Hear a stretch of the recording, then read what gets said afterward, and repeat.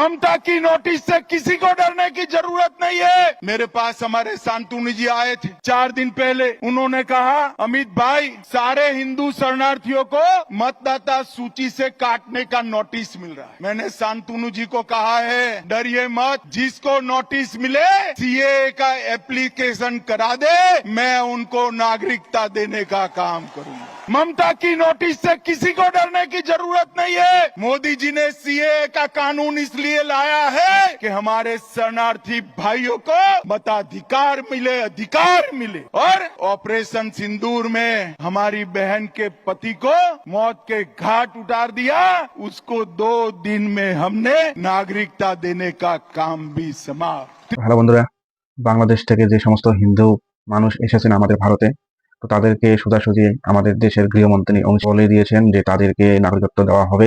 তাদের কোনো টেনশন করার দরকার নেই, তাদের সবাইকে নাগরিকত্ব দেওয়া হবে। তার নো টেনশনে থাকতে পারেন। এবং আমাদের বাংলাদেশ যে সমস্ত নেতা বলছেন যে সবাইকে বাংলাদেশে পাঠানো হবে, তারা ভুল বলছেন। আপনারা কোনো টেনশন করবেন না, স্বরাষ্ট্রমন্ত্রী নিজের মুখে বলছেন। যারা হিন্দু ধর্মের মানুষজন আছেন তাদের কথা আমি বলছি। আর যারা যারা বাংলাদেশি মুসলিম রোহিঙ্গা, তাদেরকে অবশ্যই দেশ থেকে তাড়ানো হবে, এটা কনফার্ম।